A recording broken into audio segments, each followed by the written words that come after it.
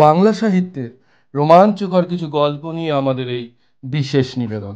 আজ কিশলয় ছোটবেলার সাথীর তরফ থেকে আপনাদের জন্য সুনীল গঙ্গোপাধ্যায় রচিত গল্প বেনি লস্করের মুন্ডু। সুনীল গঙ্গোপাধ্যায় অধুনা বাংলাদেশের মাদারীপুর মহকুমায় ফরিদপুর নামক জায়গায় 7ই সেপ্টেম্বর 1934 সালে জন্মগ্রহণ করেন। 20 শতকের শেষ ভাগে সক্রিয় একজন প্রথিতযশা বাঙালি সাহিত্যিক ছিলেন। 2012 খ্রিস্টাব্দের মৃত্যুর পূর্ববর্তী 4 দশক তিনি বাংলা সাহিত্যের অন্যতম ব্যক্তিত্ব হিসেবে সর্ববিশ্বে বাংলা ভাষার জনগোষ্ঠীর কাছে ব্যাপকভাবে পরিচিত ছিলেন। বাংলা ভাষায় এই ভারতীয় সাহিত্যিক একাধারে কবি, ঔপন্যাসিক, ছোট গল্পকার, সম্পাদক, সাংবাদিক, কলামিস্ট হিসেবে অজস্র স্মরণীয় রচনা উপহার দিয়েছেন।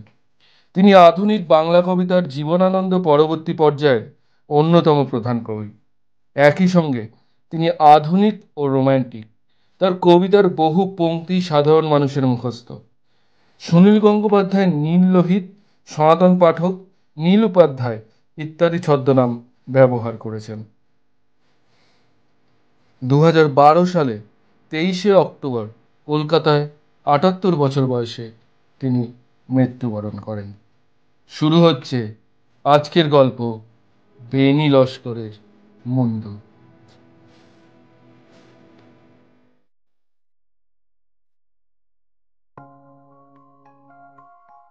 মুর্শিদাবাদ জেলায় চিংড়িপোতা নামে একটা ছোট্ট গ্রাম আছে। সেই গ্রামে 7-8টির বেশি পাকা বাড়ি নেই, স্কুলও নেই, পোস্ট অফিসও নেই। শুধু প্রতি শনিবার একটা হাট বসে। অনেক দূর দূর থেকে মানুষ আসে, অধিকাংশই গরিব হিন্দু মুসলমান। কিছুই দেখার নেই সেই গ্রামের, শুধু সেখানে হাট হয়। তার মাঝখানে সাদা পাথরের তৈরি একটি মানুষের মূর্তি বসানো আছে। মূর্তিটি বেশ পুরনো, একজন বুড়ো মতন বাঙালি ভদ্রলোকের মূর্তি। চোগা চাপকান পরা, মুখখানা দুঃখী। মূর্তিটার পায়ের কাছে ইংরেজিতে কিছু লেখা ছিল, এখন এত অস্পষ্ট যে বোঝাই যায় না। হাটে যে সমস্ত মানুষ আসে তারা কেউ জানে না মূর্তিটা কার। পুরোনো দিনের কথা আমরা বড্ড তাড়াতাড়ি ভুলে যাই। গ্রামের যেসব ছেলেরা চায়ের দোকানে কিংবা নদীর ধারে আড্ডা মারে তাদের জিজ্ঞেস করলেও কিছু বলতে পারে না। দু একজন ঠোঁট উল্টে বলে লোকটা নাকি উকিল ছিল। গ্রামের খুব বুড়ো কয়েকজন জানে ওই মূর্তিটার ইতিহাস। আমি এক সময় মুর্শিদাবাদ জেলার গ্রামে পায়ে হেঁটে ঘুরেছিলাম।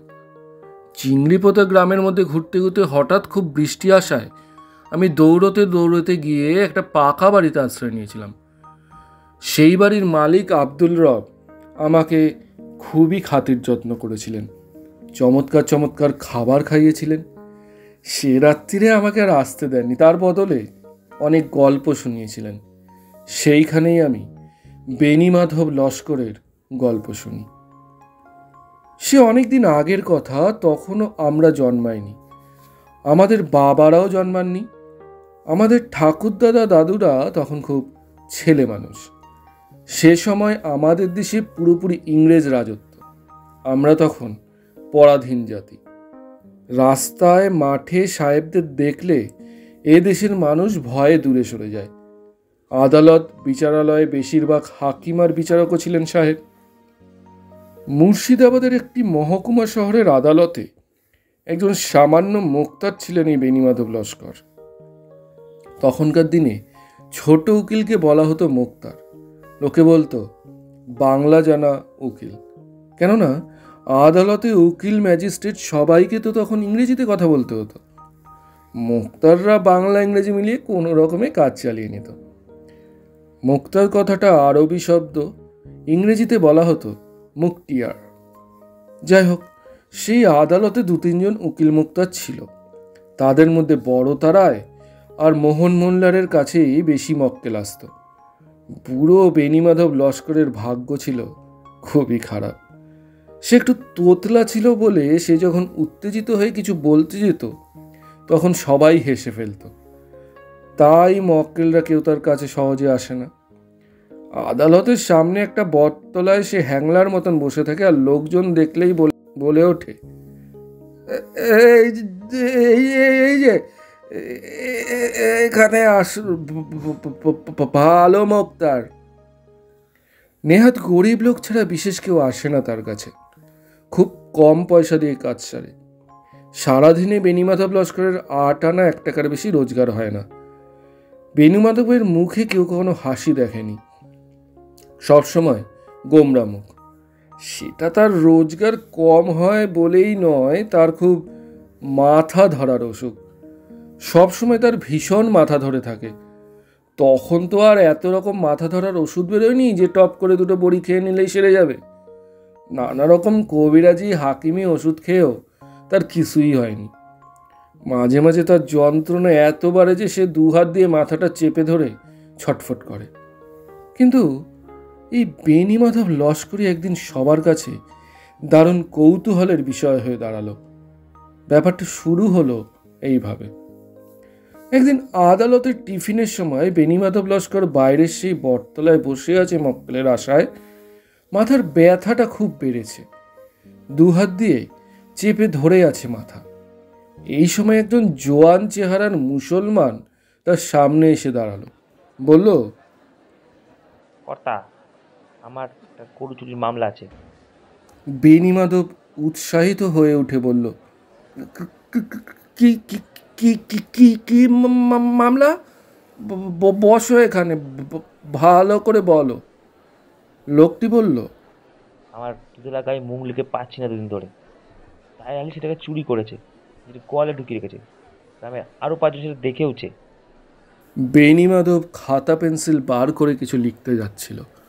হঠাৎ লোকটি চোখের দিকে এক দৃষ্টিতে তাকিয়ে রইল। তার মাথার মধ্যে যেন চিরিক করে উঠল, মুখখানা শুকিয়ে গেল। ভয় পেয়ে বলল, না বাপু, আমি তোমার মামলা নিতে পারবো না। লোকটি অবাক হয়ে বলল, কেন? টাকা দিতে হবে? এই টাকা এনেছি। লোকটি তার কোমর থেকে একটা রূপোর টাকা বার করলো। বেণীমাধব সেটা ছুঁয়েও দেখল না। জিজ্ঞেস করলো, তোমার তোমার নাম কি রজ্জাবালি? আগে হ্যাঁ। তোমার গায়ের নাম কি পলাশ ধ্রুবী? আগে হ্যাঁ। আমি বাবু তোমার মামলা নিতে পারবো না। তুমি তুমি তুমি বাড়ি যাও। লোকটি রেগে উঠে বলল, কেন বাড়ি যাবো কেন? অন্য উকিল মোক্তার নেই? ভীমরতি ধরেছে বুড়োর। আমার গরু চুরি গেছে আর আমি তো মামলা করতে পারবো না। বেণীমাধব বলল, ভালো চাও তো বাড়ি যাও। লোকটি কি বুঝলো কে জানে, আর কথা বাড়ালো না। পেছন ফিরে হনহন করে হাঁটতে হাঁটতে রাস্তা দিয়ে চলে গেল। আশেপাশে 2-1 জন উকিল মোক্তার ব্যাপারটা লক্ষ্য করেছিল। তারা সবাই অবাক। বেণীমাধবের এমনি মক্কেল জোটে না, আর চকচকের উপর টাকা দেখেও সে মক্কেল ফিরিয়ে দিল। মোহন মোল্লা এসে জিজ্ঞেস করলো, কি হে বেণীবাবু, লোকটাকে একবারেই তাড়িয়ে দিল, ব্যাপারটা কি? লোক লোকটা ভালো না। আগে থেকেই চিনতে লোকটাকে? না। তাহলে গরু চুরির মামলা নিয়ে এসেছে। লোকটা ভালো কি খারাপ তা দেখবার দরকার কি? না হে মোল্লা সাহেব, একটা অদ্ভুত ব্যাপার হলো। লোকটাকে আগে থেকে চিনতাম না। কে- কে যেন আমার মধ্যে বলল ওই ওই ওই- ওই লোকটা পলাশধুবির রজ্জাবলী। ওর ওর ওর মামলা নিও না। বটে বটে, এ যে তাজ্জব কথা। শুধু শুধু শুধু তাই তাই তাই নয়, লোকটার মুখের দিকে তাকিয়ে আমি আরেকটা জিনিস জিনিস দেখলাম। একখানা যেন ছবি দেখলাম। এই রজ্জবালি একখানা মস্ত বড় দা নিয়ে একটা 17-18 বছর বয়সের ছোকরার ঘাড়ে কোপ কোপ কোপ মারছে। মারতে মারতে তাকে তাকে তাকে তাকে মেরে ফেললো। এই লোকটা খুনি।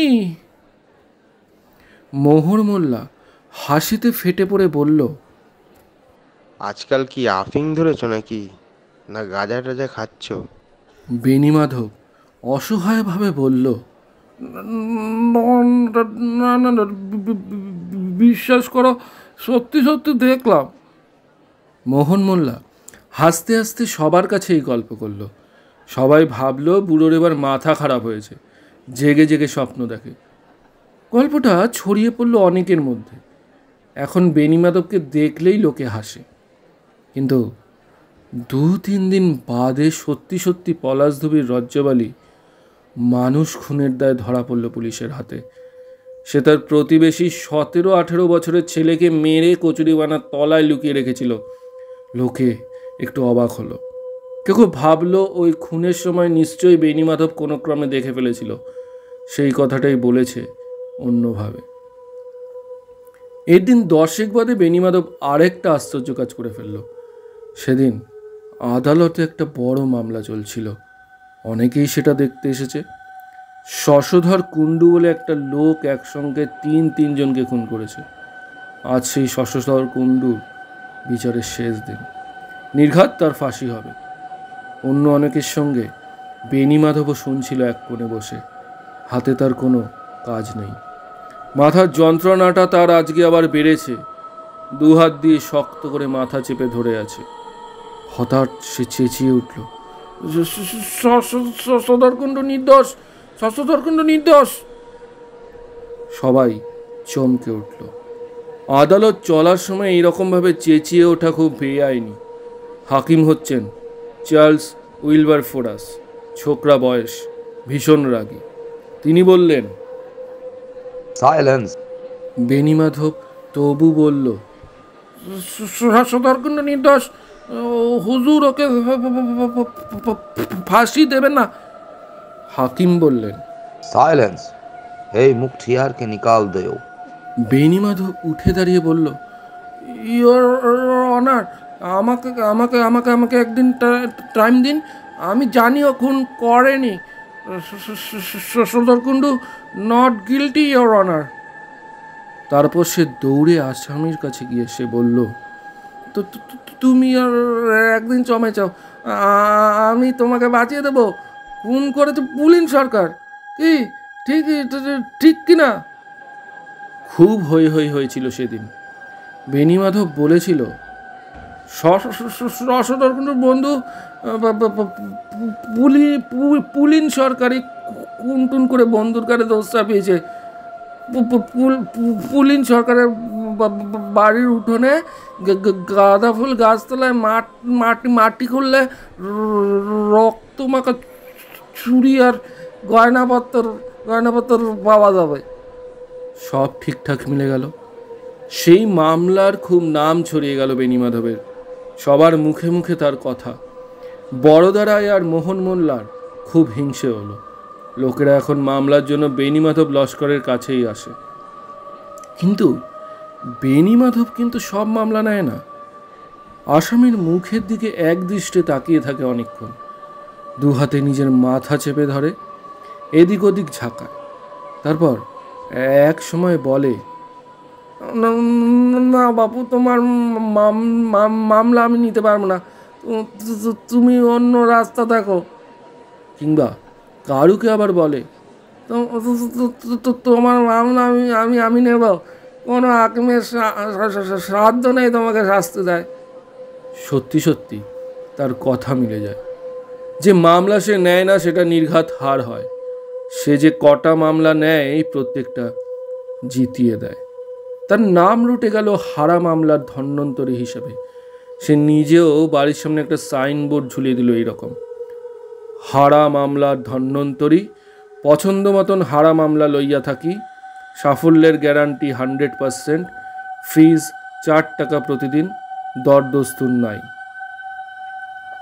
পরপর কয়েকটা মামলা প্রায় অলৌকিকভাবে জিতে যাওয়ার ফলে বেণীমাধবের নামে সম্ভব অসম্ভব অনেক রকম গল্প রটতে লাগলো। বেণীমাধবের রোজগার অনেক বেড়ে গেলেও তার এই সৌভাগ্য যে বেশি দিন থাকবে না তাও বোঝা যায়। তার মাথার মধ্যে সবসময় এখন অসম্ভব যন্ত্রণা। প্রতিটি মামলার পর সে আরও বেশি অসুস্থ হয়ে পড়ে। তার আয়ু আর বেশি দিন নেই। এর মধ্যেই স্থানীয় জমিদার নন্দরায়ের ছেলে মধু একটা মামলায় জড়িয়ে পড়ল। প্রজাদের সঙ্গে ঝগড়া বিবাদের সময় হঠাৎ গুলি চলে, 4 জন গরিব প্রজা মারা যায়। জমিদারের ছেলে মধু রায় গুলি চালিয়েছে, কিন্তু জমিদার বলছেন গণ্ডগোলের সময় মধু তল্লাটে ছিল না, সে ছিল বহরমপুরে। তার অনেক সাক্ষ্য প্রমাণ আছে। ডিস্ট্রিক্ট ম্যাজিস্ট্রেট খুব কড়া, তিনি মধু রায়ের নামে সমন জারি করেছেন। এইসব মামলায় বড় বড় উকিল ব্যারিস্টার লাগে, কিন্তু জমিদার মশাই বেণীমাধব লস্করকে ডাকবার জন্য পালকি পাঠিয়ে দিলেন। বেণীমাধব তখন খুবই অসুস্থ, তবু জমিদারের ডাক এলে না গিয়ে উপায় নেই। পালকিতে যখন উঠতে যাচ্ছে তখন একজন বৃদ্ধ চাষি হাউমাউ করে কেঁদে এসে বলল, বাবু গো, তুমি এ মামলা নিও না, দুশ্মনটা আমার ছেলেকে মেরে ফেলেছে। বেণীমাধব বলল, আমি ন্যায়ের পক্ষে, অন্যায়ের পক্ষে যাবার ক্ষমতা আমার নেই, তাহলে আমি মরে যাব। জমিদার মশাই বেণীমাধবকে খাতির করে বসালেন। রূপোর গড়গড়ার নল তার হাতে তুলে দিয়ে বললেন, চিংড়িপোতা গায়ের 50 বিঘে জমি তোমায় আমি লিখে দেব, শেষ বয়সে তুমি নিশ্চিন্তে খেতে পারবে। বেণীমাধব জিজ্ঞেস করল, হুজুর আমার কি করতে হবে? জমিদার বললেন, শোনো, কতগুলো গুন্ডা শ্রেণীর লোক আমার পাইক বরকন্দাজদের ওপর আক্রমণ করে, আমার পাইকরাও আত্মরক্ষার জন্য গুলি চালায়। তা সে মামলা আমি পরে চালাবো, কিন্তু বেটারা আমার ছেলে মধুর নামের সঙ্গে জড়িয়েছে। মধু তখন ছিল বহরমপুরে, সেখানকার 14 জন লোক, তার মধ্যে 2 জন মাস্টার, 2 জন উকিল, একজন পুলিশের লোকও আছে, তারা হলপ করে সাক্ষী দেবে। মধুর কোনো হাতই নেই এর মধ্যে, তার বিরুদ্ধে কোনো প্রমাণই নেই। বেণীমাধব বিনীতভাবে বলল, তাহলে তো হুজুর যে কোনো ভালো উকিলই মামলা জিতিয়ে দেবে। আমার মতন সামান্য মুক্তারকে ডেকেছেন কেন? জমিদার বললেন, তোমার সুনাম আছে যে তুমি যে সে মামলা নাও না। তুমি এই মামলা নিলে কেউ তার বিরুদ্ধে সাক্ষী দেওয়ার সাহস পাবে না, অন্য উকিলরাও তোমাকে ভয় পাবে। কিন্তু হুজুর আসামিকে না দেখে আমি তো কিছুই করতে পারি না। জমিদার রেগে উঠে বললেন, মোক্তার, আসামি কাকে বলছো? আমার একমাত্র ছেলে সে আসামি? তাকে দেখার তো তোমার কোনো দরকার নেই, আমি নিজেই তো সব বলছি তোমাকে। তাকে না দেখলে আমি কিছুই প্রমাণ করতে পারবো না, সে ক্ষমতা আমার নেই। তখন জমিদারের ছেলেকে ডেকে আনা হলো। তাকে দেখেই বেণীমাধব নিজের মাথাটা শক্ত করে চেপে ধরল। তার চোখ দুটো বড় বড় হয়ে গেল। বেণীমাধব অজ্ঞান হয়ে পড়ে গেল মাটিতে। ব্যস্ত হয়ে উঠে জমিদারের লোকজন তাড়াতাড়ি জল এনে তার মাথায় ঢাললো। একজন স্মেলিং সল্টের শিশি ধরল নাকের কাছে। বেণীমাধব আস্তে আস্তে উঠে বসল। তার 2 চোখ দিয়ে জল গড়াচ্ছে। হাত জোর করে বলল, হুজুর আমাকে মাফ করুন, এ মামলা আমাকে নিতে বলবেন না। জমিদার চোখ রাঙিয়ে বললেন, না, আমার ক্ষমতা নেই, আমি পারবো না। তোমাকে আমি 500 টাকা দেব, 50 বিঘে জমি দেব। আমি পারবো না। 1000 টাকা। হুজুর আমাকে ছেড়ে দিন, আমাকে ছেড়ে দিন। জমিদার তখন দারুণ রেগে গিয়ে বললেন, দেখো মোক্তার, এ মামলা তোমাকে নিতেই হবে, না হলে তোমার ঘর বাড়ি জ্বালিয়ে দেব, তোমাকে আমি শেষ করে দেব, এই বলে দিলাম। জমিদার এমন ভয় দেখাতে লাগলেন যে রাজি না হয়ে উপায় রইল না বেণীমাধবের। একতারা মোহর হাতে নিয়ে বিমর্ষ মুখে বাড়ি ফিরে এলো। সেদিন রাত্রিরে একটা সাংঘাতিক কাণ্ড হলো। ঘুমের মধ্যে বিছানায় ছটফট করতে লাগলো বেণীমাধব। একবার এপাশ আবার গড়িয়ে ওপাশ। কেউ যেন তাকে ধরতে চেষ্টা করছে। তাতে তাতে বেণীমাধব পালাতে চাইছে। বেণীমাধব সেই অবস্থায় চেঁচিয়ে বলতে লাগলো,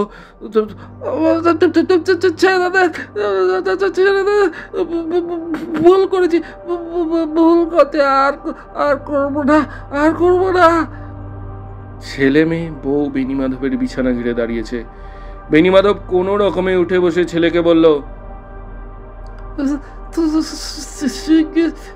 কাগজ কলম আন। ছেলে কাগজ আর খাগের কলম এনে দিল। বেণীমাধব তৎক্ষণাৎ জমিদারকে চিঠি লিখলো যে সে তার ছেলের মামলা নিতে পারবে না। তার শরীর ভীষণ অসুস্থ, সে আর কোনোদিনই আদালতে যাবে না। চিঠি লিখে বেণীমাধব ছেলেকে বলল, বড় হতে না এই চিঠি আর মোহরে থলি নিয়ে গিয়ে জমিদারকে দিয়ে আসবি, নইলে আমি আর প্রাণে বাঁচবো না। সকালবেলা এক ছেলে চলে গেল জমিদার বাড়িতে। আরেক ছেলে আদালতে গিয়ে খবর দিল বেণীমাধব মোক্তারি পেশা ছেড়ে দিচ্ছে। আজ থেকে সে গ্রামের বাড়িতে গিয়ে থাকবে, ধর্মকর্ম করবে। এরপর আবার অন্যরকম একটা ঘটনা শুরু হলো। সেদিন সন্ধ্যেবেলা চার্লস উইলবারফোর্স এর পেয়াদা এসে খবর দিল যে হাকিম সাহেব বেণীমাধবকে ডেকে পাঠিয়েছেন। হাকিমের ডাক জমিদারের ডাকের চেয়েও বড়। বেণীমাধবের তখন জ্বরে গা পুড়ে যাচ্ছে। সেই অবস্থাতেই পালকি ভাড়া করে যেতে হলো। হাকিম সাহেবের বাংলোটি সুন্দরভাবে সাজানো গোছানো। সবাই জানে তিনি খুব কড়া মেজাজের মানুষ, কিন্তু বেণীমাধবের সঙ্গে সহজভাবেই কথা বলতে লাগলেন। হাকিম বেশ বাংলা শিখেছেন। তিনি বললেন, মুখতিয়ার, তুমি কাজ ছেড়ে দিচ্ছ কেন? হুজুর, আমি আর বেশি দিন বাঁচবো না, তাই গ্রামের বাড়িতে গিয়ে শেষ জীবনটা কাটাতে চাই। কি করে বুঝলে যে তুমি বাঁচবে না? সে আমি বুঝে গেছি, আমি জ্বরে ভুগছি। হাকিম সাহেব নিজে উঠে এসে বেণীমাধবের কপালে হাত দিয়ে জ্বর দেখলেন। তারপর দেরাজ থেকে কয়েকটা ওষুধ বার করে বললেন, এইগুলান 3 ঘন্টা পর পর খেয়ে নিও, জ্বর সেরে যাবে। জ্বর সেরে গেলেও আমি আর বাঁচবো না। সাহেব এবার একটু হাসলেন, বললেন, মুখতিয়ার, এ কথা কি সত্যি যে তুমি মানুষের মুখ দেখলেই বুঝতে পারো যে সে নির্দোষ না দোষী? বেণীমাধব চুপ করে রইল। সাহেব আবার বললেন, অনেকেই এই কথা বলছে, সমস্ত জেলার লোক এ কথা বিশ্বাসও করে। ডিস্ট্রিক্ট ম্যাজিস্ট্রেট পর্যন্ত চিঠি লিখে আমার কাছে এ কথা জানতে চেয়েছে। হুজুর, আমি সামান্য লোক। আমি লক্ষ্য করছি যে কটা মামলা তুমি নাও ঠিক জিতে যাও। এর রহস্য কি? সব খুলে বলো, তোমার কোনো ভয় নেই। হুজুর, সব বিশ্বাস করবেন কিনা জানি না, অনেক দিন ধরে আমার মাথার মধ্যে খুব যন্ত্রণা হয়। ইদানিং কোনো মক্কেলের দিকে তাকালে যন্ত্রণাটা বেড়ে যায়। একসময় মাথার মধ্যে চিরিক করে ওঠে, আর কে যেন ফিস করে বলে দেয় সেই লোকটি দোষী না নির্দোষ। How interesting! এর ব্যাখ্যা কি? আমি জানি না, তবে আমার মনে হয় মৃত মানুষেরও আমার সঙ্গে কথা বলে। মানুষ যখন কাউকে খুন করে তখন সে মৃত লোকটির আত্মার একটা অংশ ওই হত্যাকারীর মধ্যে ঢুকে যায়। আত্মার অংশটুকুই হত্যাকারীকে আজীবন শাস্তি দেয়। তার চোখের মধ্যে ওই আত্মাটি আমাকে বলে দেয় ওই আসামি। আর যখন কোনো নির্দোষ লোককে দেখি তখনও নিহত ব্যক্তিটি আমার চোখের সামনে এসে বলে দেয় এ নয়, আসল লোককে দেখিয়ে দিচ্ছি। আপনার সেই শশধর কুণ্ডুর কেসটা মনে আছে? আপনি তাকে ফাঁসি দিতে যাচ্ছিলেন। যে তিনজন খুন হয়েছিল তার মধ্যে একটা বাচ্চা মেয়েও ছিল।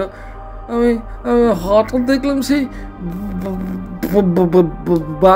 বাচ্চা মেয়েটি আমার চোখের সামনে এসে বলছে নয়, তুমি বলে দাও না,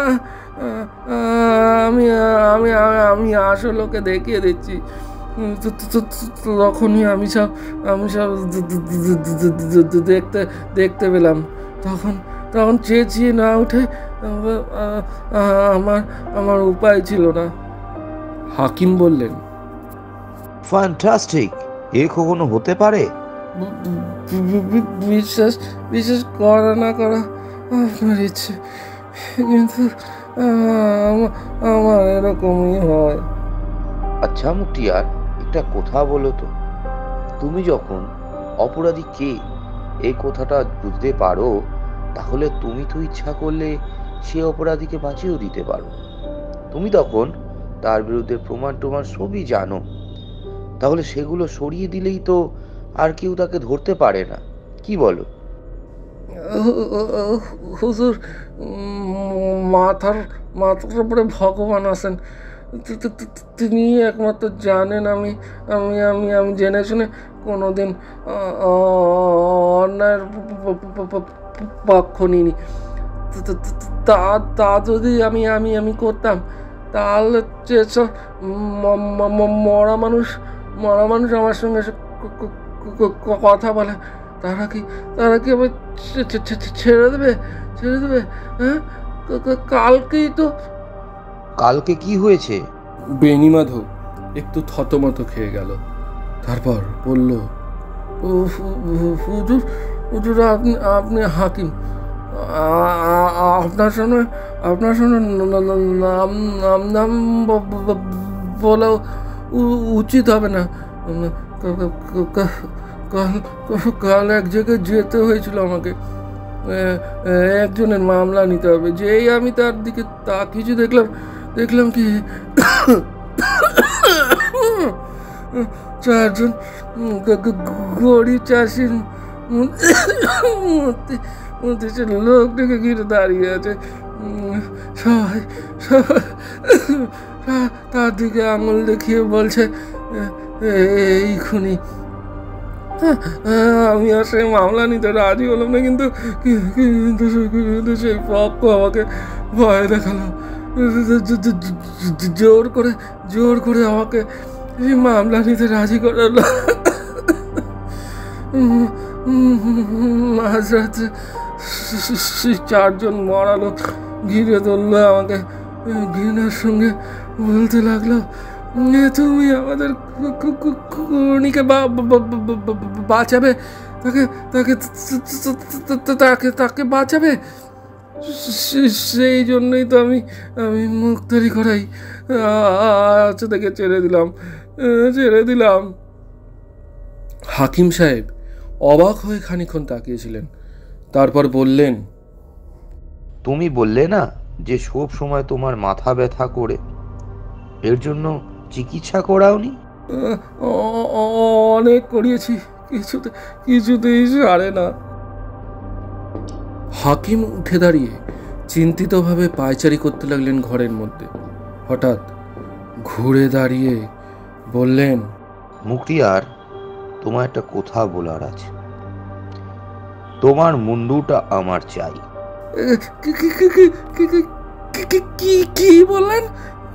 কি বললেন? তোমার মুন্ডুটা আমার চাই। বেণীমাধব হা করে তাকিয়ে রইল। হাকিম বললেন, তুমি রোনাল্ডের নাম শুনেছ? মস্ত বড় ডাক্তার, কলকাতায় বসে বসে সে মশার পেট থেকে ম্যালেরিয়ার জীবাণু বার করেছে। সে আমার বন্ধু, তাকে আমি খবর পাঠাচ্ছি। আগে আগে আগে তিনি তিনি এসে কি করবেন? শোনো, আমরা খ্রিস্টান। আমরা মানুষের মৃত্যুর পর আত্মার ঘুরে বেড়ানো কিংবা মরা মানুষের কথা বলে যাওয়ার কথায় বিশ্বাস করি না। তোমার কেসটা খুব সম্ভবত প্যাথোলজিক্যাল। তোমার মাথার গড়নের মধ্যে নিশ্চয়ই এমন কিছু আছে যে জন্য তুমি এসব কল্পনা করো। সেটা পরীক্ষা করে দেখতে হবে। তোমার মৃত্যুর পর তোমার মাথাটা কেটে ছিঁড়ে দেখতে হবে। হুজুর, হুজুর, কি বলছেন? কি বলছেন? ভয় পাচ্ছ? তুমি মরে গেলে তো তোমার মাথা ব্যথা করবে না, তবে ভয় কি? হুজুর, আমরা হিন্দু। মৃত্যুর পর আমাদের সব সব সব দাও না করলে আত্মা। ওই তো দেহটা পুড়িয়েই তোমরা নষ্ট করবে। তার চেয়ে বিজ্ঞানের উপকারের জন্য দিয়ে যাও। এর জন্য বিজ্ঞানের কোনো রহস্য বেরিয়ে যেতে পারে, তোমাকে দিতেই হবে। বেণীমাধব সেদিন কাঁপতে কাঁপতে বাড়ি ফিরল। এ কি সাংঘাতিক কথা! সাহেব তার মুন্ডু কেটে নিতে চায়। এই সাহেব যে গোয়ার জ্যান্ত অবস্থাতেই কেটে নিয়ে যাবে কিনা কে জানে। সেদিন থেকে সাহেবের পেয়াদারা তার বাড়ি পাহারা দিতে লাগলো। দুদিন বাদেই বেণীমাধব একেবারে শয্যাশায়ী, মরমর অবস্থা। রাত্রির দিকে বেণীমাধবের অবস্থা যখন খুবই খারাপ হয়ে গেল, খবর পেয়ে হাকিম সাহেব দলবল নিয়ে হাজির হলেন, পাছে ওই মূল্যবান মাথাটা আগুনে পুড়ে নষ্ট হয়। এদিকে এ খবরও রটে গেছে যে সাহেব বেণীমাধবের দেহ পোড়াতে দেবে না। স্ম্লেচ্ছ ডাক্তারটার শরীরটা নিয়ে কাটাছেড়া করবে। স্থানীয় হিন্দুরা খুব রেগে গেল। এটা তাদের ধর্মের অপমান। লাঠি সোটা নিয়ে তারা এগিয়ে এলো। কিছুতেই দেহ নিতে দেবে না। স্থানীয় মুসলমানরা বলল, এটা ভারী অন্যায়, ভারী অন্যায়, সাহেবরা ধর্মে হাত দিচ্ছে। খুব গন্ডগোলের সম্ভাবনা দেখে জেলার ম্যাজিস্ট্রেটও এসে হাজির হলেন, সঙ্গে একজন ডাক্তার নিয়ে। সবাই মিলে ভিড় করে রইল বেণীমাধবের ঘরে। বেণীমাধব চোখ বুজে বিছানায় চিত হয়ে শুয়ে আছে, হাত দুখানা বুকের উপর জোর করা। বিড়বিড় করে কি যেন বলছে, শোনা যায় না। একেবারে বুকের কাছে কান নিয়ে বোঝা যায় সে বলছে, তোমরা আমাকে ক্ষমা করো, আমি জমিদারের ছেলের মামলা নিইনি। আমি কখনো অন্যের পক্ষ সমর্থন করিনি। ভগবান জানেন, কখনো করিনি। ডাক্তার নাড়ি ধরে বসেছিল, এক সময় হতাশ ভাবে ছেড়ে দিয়ে বলল, সব শেষ। হাকিম সাহেব ব্যগ্রভাবে জিজ্ঞেস করলেন, সব শেষ? ভালো করে দেখো। ডাক্তার আবার পরীক্ষা করে বললেন, দেহে প্রাণ নেই। হাকিম তখন বেণীমাধবের আত্মীয় স্বজনকে বললেন, আপনাদের ধর্মীয় কাজ সেরে নিন, আমি এই ডেড বডি নিয়ে যাব, বরফে ঢেকে রাখতে হবে। ম্যাজিস্ট্রেট সাহেব বললেন, চার্লস, কাজটা কি ঠিক হবে? বেণীমাধবের ছেলে বলল, আমরা দেহ নিয়ে যেতে দেব না। হাকিম তেজের সঙ্গে বললেন, আমি নিয়ে যাবেই। মুক্তিয়ারের সঙ্গে আমার এ সম্পর্কে কথা হয়েছিল, ওর আপত্তি ছিল না। ঘরের মধ্যে একটা হই হই পড়ে গেল। কারোর কথাই শোনা যায় না। মেয়েরা কান্নাকাটি করছে আর পুরুষরা চেঁচাচ্ছে। এই সময় বেণীমাধবের আবার চোখ খুলে গেল। ঘরের সবাই আতকে উঠল। ডাক্তার বলল, বাইজভ, বাইজভ। বেণীমাধব তীব্র চোখে তাকালো শুধু হাকিম সাহেবের দিকে। অন্যরকম গলার আওয়াজ বেশ জোরে বলে উঠল, সাহেব, তুমি বাড়ি চলে যাও। ঘরের মধ্যে অনেকে ভয় পেয়ে পালিয়ে গেল। একজন মহিলা অজ্ঞান হয়ে পড়ল, কিন্তু হাকিম সাহেব একটুও ভয় পেল না। কাছে এগিয়ে এসে বলল, মুখতিয়ার, তুমি বেঁচে আছো? বেণীমাধব বলল, তুমি এক্ষুনি বাড়ি চলে যাও সাহেব, একটুও দেরি করো না। তোমার বাড়ির দারোয়ান মারা গেছে, তোমার ছেলে আর বউয়ের খুব বিপদ, শিগগির যাও। হাকিম সাহেব আর একটুও দেরি করলেন না, দৌড়ে বাইরে চলে এলেন। তার ঘোড়া দাঁড় করানোই ছিল। সেই গভীর রাত্রে ঘোড়া ছুটিয়ে চলে গেলেন বাড়ির দিকে। অন্যরাও গেল পেছন পেছন। একটু পরেই পরপর বন্দুকের শব্দ শোনা গেল।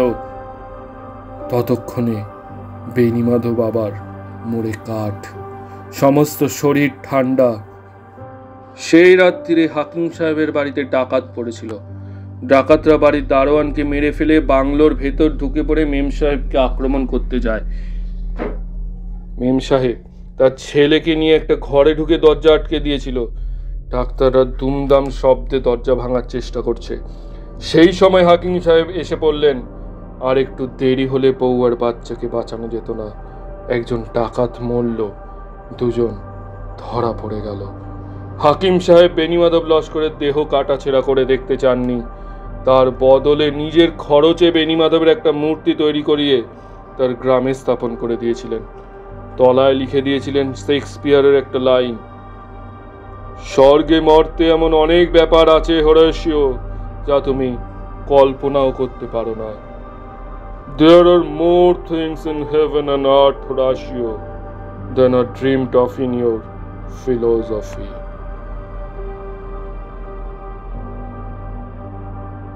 শুনছিলেন বেনি লস্করের মুন্ডু, রচনা সুনীল গঙ্গোপাধ্যায়। জমিদার নন্দরায়ের ভূমিকায় অঙ্কিত, চার্লস উইলবার ফোরাসের ভূমিকায় শুভজিৎ, রজ্জাবালির ভূমিকায় দীপঙ্কর, বেণীমাধব লস্করের ভূমিকায় অয়ন, অন্যান্য কিছু ভূমিকায় সৌগত, উজ্জ্বল, ঋতব্রত এবং জয়। শব্দগ্রহণ, সঙ্গীত সংযোজন এবং এডিটিংয়ে আমি অয়ন, পোস্টার ডিজাইনে অঙ্কিতা, নির্দেশনায় টিম কিশলয়। নিজেদের গল্প পাঠান ডেসক্রিপশনে দেওয়া আমাদের মেল আইডিতে। আমাদের সাথে জুড়ে থাকুন ফেসবুক এবং ইনস্টাগ্রামেও, লিঙ্ক ডেসক্রিপশনে। ধন্যবাদ, সাথে থাকবেন।